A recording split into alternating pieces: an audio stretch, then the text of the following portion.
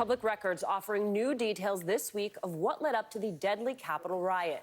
Radio chatter from U.S. Park Police revealing officers struggled to control crowds as early as 9 a.m. on January 6th.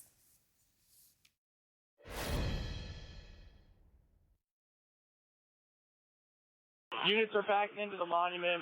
Everyone's breaking through the bike rack. There's a large crowd that's following us. We're going back into the monument with the individual that's under arrest. They're breaking through the bike fence. We're inside. They're at the front of the gate. The prisoner is inside the base of the monument with multiple Park Police officers, but they are completely surrounded with protesters, and they're trying to figure out a plan how to get the arrestee down to the wagon. In an email to the Pentagon, DHS downplayed the threat, reporting, quote, no major incidents of illegal activity, even after rioters had breached the Capitol barricades. The House Select Committee investigating the riot issued 11 more subpoenas this week, seeking testimony from organizers of the Stop the Steal rally. The chairman of that commission, Benny Thompson, telling NBC News that witnesses who fail to comply will be referred for criminal charges. Joining our panel, MSNBC contributor Betsy Woodruff-Swan. She's a national correspondent at Politico. Betsy, tell us about that email between DHS and military leaders on January 6th. How did it shape the Pentagon's response to the Capitol attack?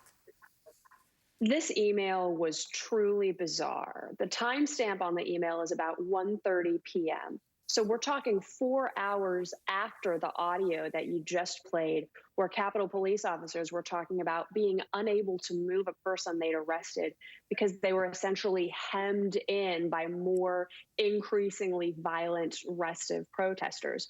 4 hours after that audio was taken, DHS officials sent a notification over to the Pentagon saying, no major incidents of criminality at this time, basically communicating that DHS thought everything seemed to be going just fine. At the same time that DHS sent that email, the head of the U.S. Capitol Police Department was calling over to the Pentagon, simultaneously begging them to authorize National Guard units to come to the Capitol to try to reinstate some semblance of control and to try to protect the proceedings that were going on in the Capitol building. We don't know exactly, and one of the big questions for the Select Committee, we don't know exactly how decisions in the Pentagon were made that day regarding the deployment of the National Guard. We know the National Guard troops were on standby as early as the day before because D.C.'s mayor asked for those troops to be ready because she thought things really could go sideways. We still don't have a clear answer that kind of passes the smell test as to why it took so long for those troops to secure the Capitol building. And this DHS email just increasingly shows us the extent to which DOD was getting conflicting, inaccurate, messy messages regarding what was obvious to just about everybody else. Daniel, to Betsy's point, there are still so many questions all this time later. You had Representative Raskin warning witnesses not to test the patience of the January 6th committee. Take a listen. We've got all of the same authority that a court would have to issue subpoenas. We're not going to play these games that we saw during the Trump administration where they treated a congressional subpoena like some kind of optional thing or some kind of hide-and-go-seek game. That's not what it is. You take what Raskin said there. You take what Thompson said earlier. How might this investigation play out differently from the 2 Trump impeachments, Daniel? I mean, we know that it's, number one, under a different administration, but also we know how this panel is operating. They are undeterred in making sure there are Republicans on this committee. They are undeterred in subpoenaing and bringing forth organizers of the rally that resulted in the mob attack on the Capitol. There just hasn't been any sort of any pushback that has really been effective from opponents of the January 6th committee. And they're clearly going to bring forward anyone they suspect has information that will clear up just what went wrong that led to these people invading the Capitol and the lack of law enforcement there to prevent them. Matthew, I saw something that was alarming to me. I suspect it is going to be alarming to you, and that is that support for the prosecution of Capitol rioters, of these insurrectionists, has declined dramatically among Republicans by more than 20% since March. That's according to Pew Research polls. What does that tell you, Matt? Well, to me, that's exactly why I think so many people are upset. One, obviously hold the people that actually did the violence and all that accountable.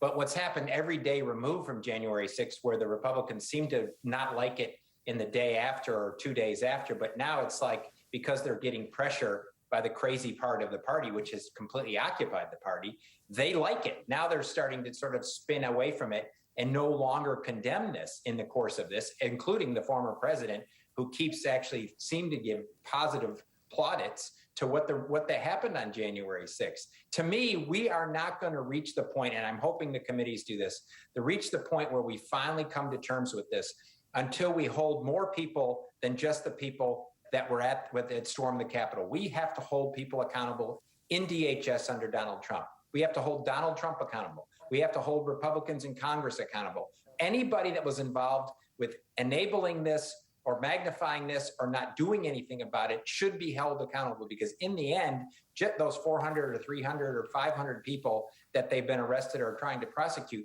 isn't going to solve this problem. The only way to solve this problem are people in high office that allowed this or facilitated this happening in the course of this. And this is another demonstration that the Republican Party in America today has become the party that no longer cares about law and order, that no longer fundamentally cares about the systems and norms of our democracy. And that poll shows that that has come further and further and further down as we leave away from January 6th. And the other thing, and final thing I'll say, Alicia, is that we can never forget January 6th. People should burn that date in their memory, just like they burn 9/11 in their memory, just like they burn Pearl Harbor December 7th in their memory. That was as great an attack on our democracy as we have had since the opening shots of the Civil War. And we must never forget that date as exists and hold everybody accountable, including elected officials and people at the White House that didn't do their job. I agree with you wholeheartedly that it needs to stay in focus. And Betsy, before I let you go, I do want to ask you,